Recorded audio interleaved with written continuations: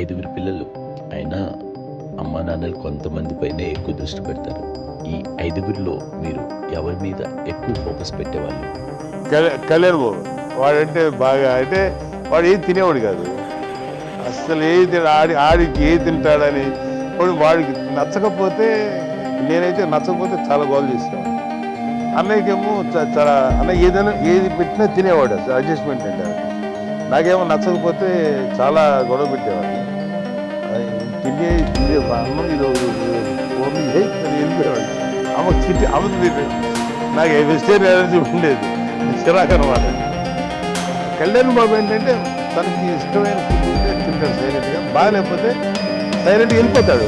అమ్మకి డిమాండ్ రండి వదిలేమో తన తింటాడు, అది నిశ్శబ్దంగా నిరసనలో తీసుకుంటాడు. కాదు వాడి గురించి చాలా ప్రొటెక్ట్గా చూసాడు అమ్మ. పైగా చిన్నప్పటి నుంచి చూసేవాడు, వీక్గా ఉంటాడు, బలమైన ఇది.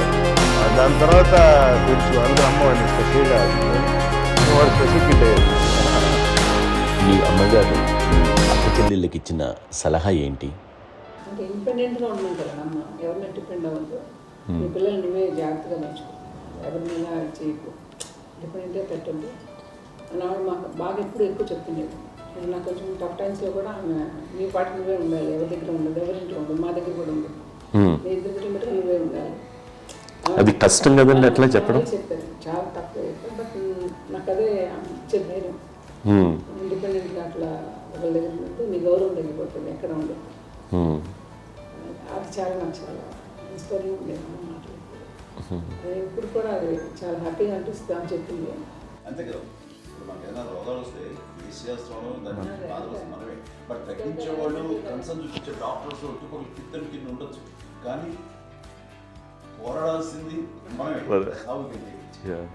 నాకు సార్ కొంచెం ఏదో ఒక డిప్రెస్డ్ ఇదేదో వస్తే ఫేజ్ ఒకటి, నేనేదో ఇంకా మా అందరి నుంచి నేను సపరేట్ అయిపోయినట్టు ఒక సిచ్యువేషన్ వచ్చినప్పుడు అమ్మ నన్ను పట్టుకుని I'm there for you. Yes, ఎవరు నువ్వు అన్నా ఎస్ అన్న ఫ్రెండ్స్ కానీ ఎవరైనా సరే ఎప్పుడు కూడా అలోన్గా మటుకు అనుకోకు, నేను నాన్న.